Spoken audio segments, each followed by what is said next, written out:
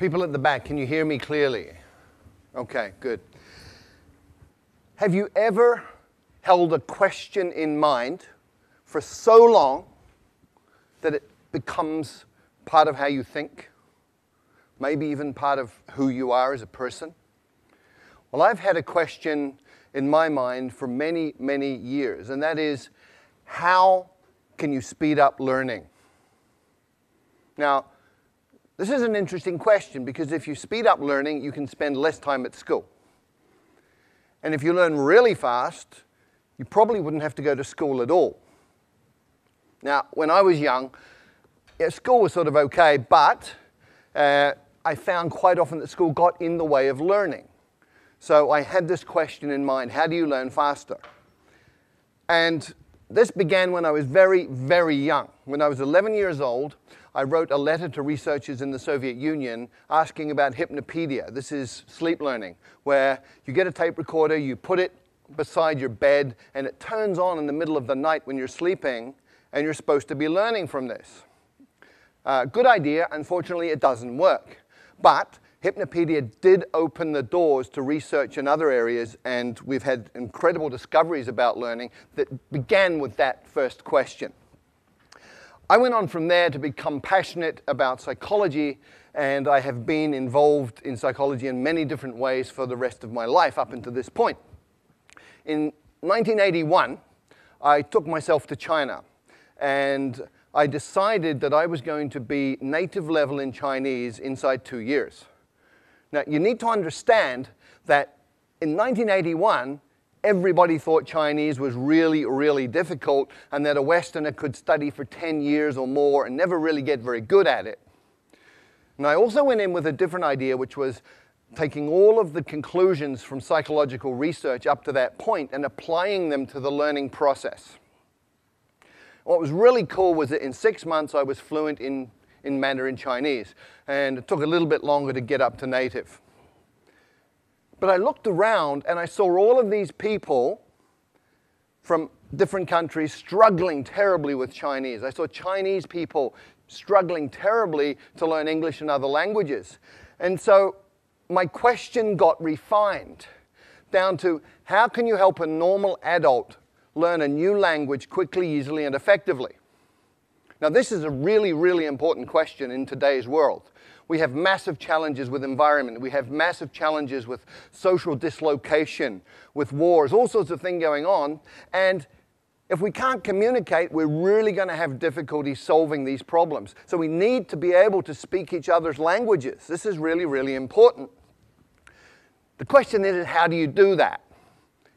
Well, it's actually really easy. You look around for people who can already do it. You look for situations where it's already working, and then you identify the principles and apply them. It's called modeling, and I've been looking at language learning and modeling language learning for about 15 to 20 years now. And my conclusion, my observation from this is that any adult can learn a second language to fluency inside 6 months. Now, when I say this, most people think I'm crazy. This is not possible. So let me remind everybody of the history of human progress. It's all about expanding our limits. In 1950, everybody believed that running 1 mile in 4 minutes was impossible. And then Roger Bannister did it in 1956, and from there it's got shorter and shorter. 100 years ago, everybody believed that heavy stuff doesn't fly, except it does, and we all know this.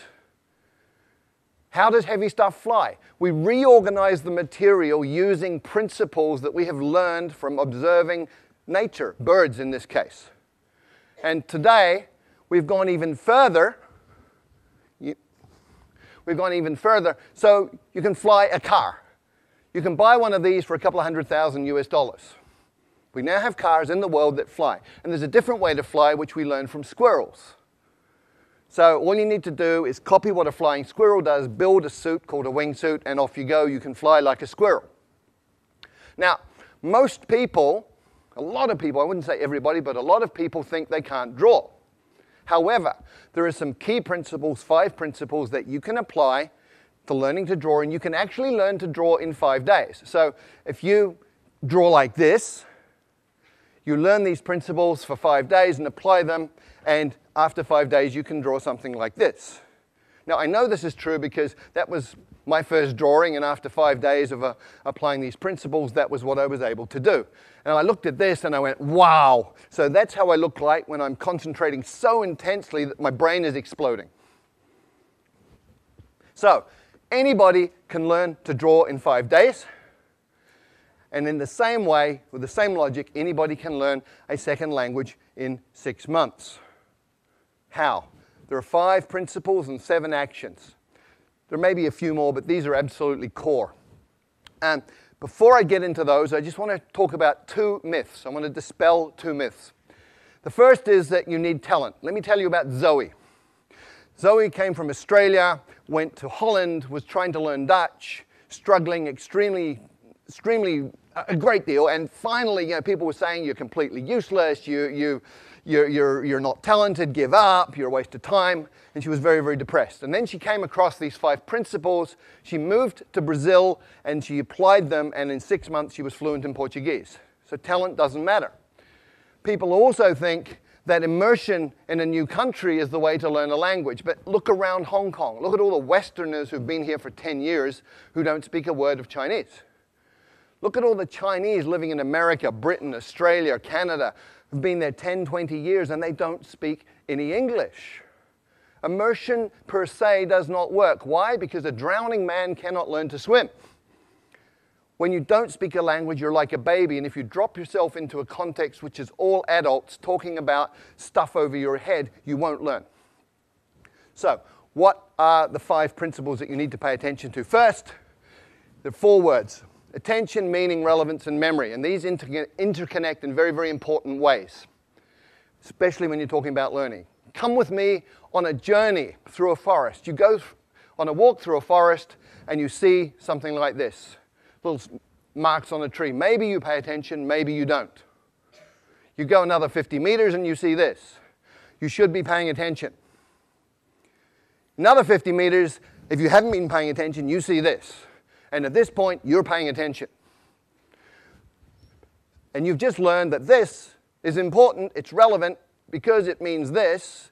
And anything that is related, any information related to your survival, is stuff that you're going to pay attention to, and therefore you're going to remember it. If it's related to your own personal goals, then you're going to pay attention to it. If it's relevant, you're going to remember it.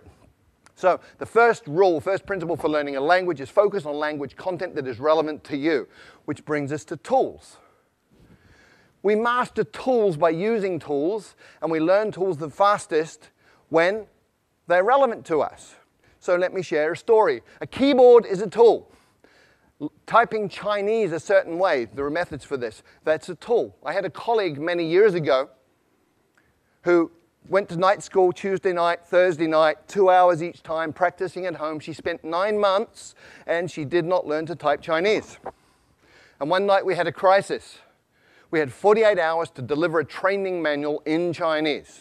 And she got the job. And I can guarantee you, in 48 hours, she learned to type Chinese because it was relevant, it was meaningful, it was important. She was using a tool to create value. So the second principle for learning a language is to use your language as a tool to communicate right from day one, as a kid does. When I first arrived in China, didn't speak a word of Chinese. And on my second week, I got to take a train ride overnight. I spent 8 hours sitting in the dining car talking to one of the guards on the train. He took an interest in me for some reason. And we just chatted all night in Chinese, and he was drawing pictures and making movements with his hands and facial expressions, and piece by piece by piece, I understood more and more.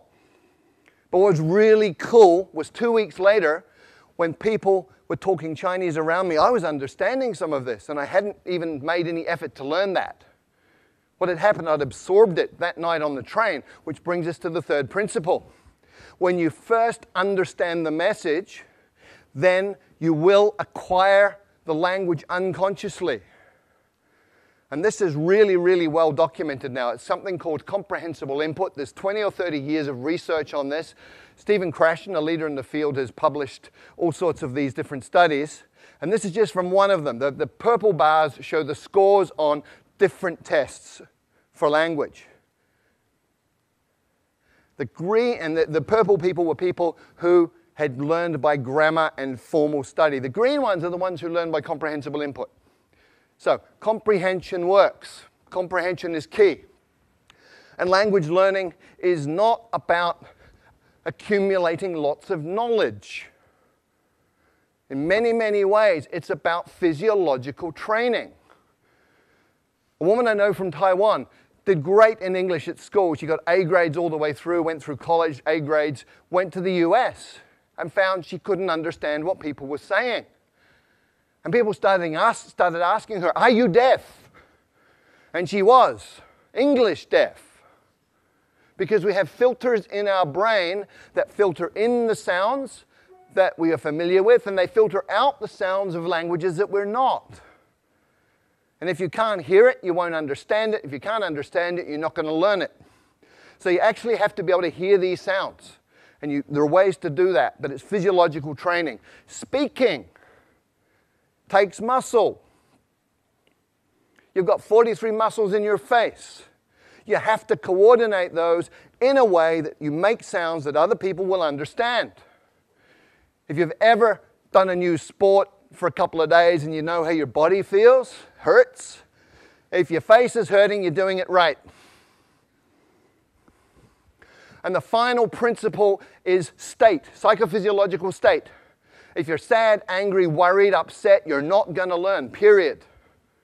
If you're happy, relaxed, in an alpha brain state, curious, you're going to learn really quickly. And very specifically, you need to be tolerant of ambiguity.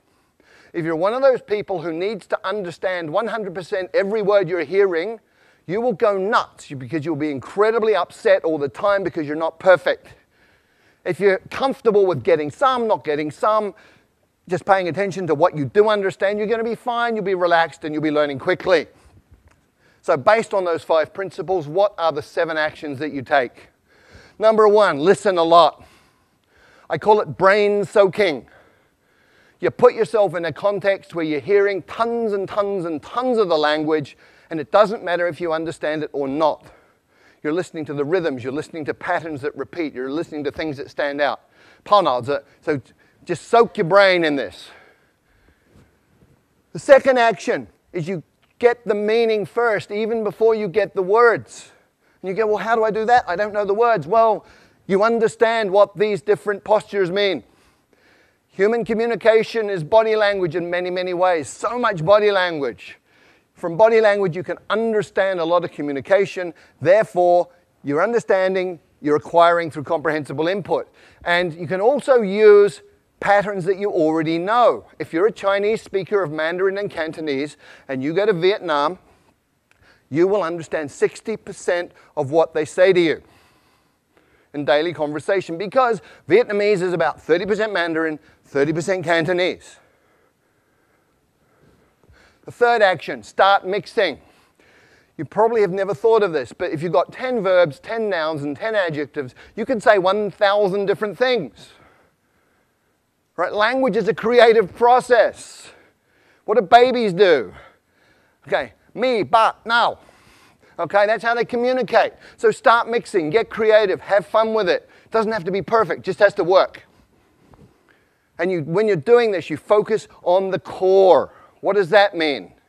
Well, with every language, there's high-frequency content. In English, 1,000 words covers 85% of anything you're ever going to say in daily communication. 3,000 words gives you 98% of anything you're going to say in daily conversation. You've got 3,000 words, you're speaking the language. The rest is icing on the cake. And when you're just beginning with a new language, start with your toolbox. Week number 1. In your new language, you say things like, how do you say that? I don't understand. Repeat that, please. What does that mean? All in your target language. You're using it as a tool, making it useful to you. It's relevant to learn other things about the language. By week 2, you should be saying things like me, this, you, that, give, hot, simple pronouns, simple nouns, simple verbs, simple adjectives, communicating like a baby. And by the 3rd or 4th week, you're getting into what I call glue words. Although, but, therefore, these are logical transformers that tie bits of a language together, allowing you to make more complex meaning. At that point, you're talking. And when you're doing that, you should get yourself a language parent.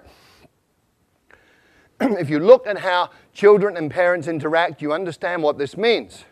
When a child is speaking, it'll be using simple words, simple combinations, sometimes quite strange, sometimes very strange pronunciation. Other people from outside the family don't understand it. But the parents do. And so the kid has a safe environment, gets confidence. The parents talk to the children with body language and with simple language they know the child understands. So you have a comprehensible input environment that's safe. We know it works, otherwise none of you would speak your mother tongue. So you get yourself a language parent who's somebody interested in you as a person who will communicate with you essentially as an equal, but pay attention to help you understand the message. There are 4 rules of a language parent. Spouses, by the way, are not very good at this, okay? But the 4 rules are, first of all, they will work hard to understand what you mean, even when you're way off beat. Secondly, they will never correct your mistakes. Thirdly, they will feed back their understanding of what you're saying so that you can respond appropriately and get that feedback. And then they will use words that you know. The 6th thing you have to do is copy the face. You've got to get the muscles working right so you can sound in a way that people will understand you.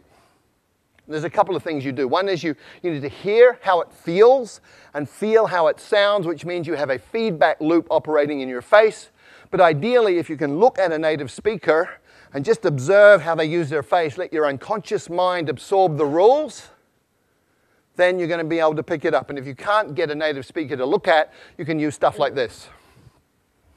Sing, song, king, sung, hung.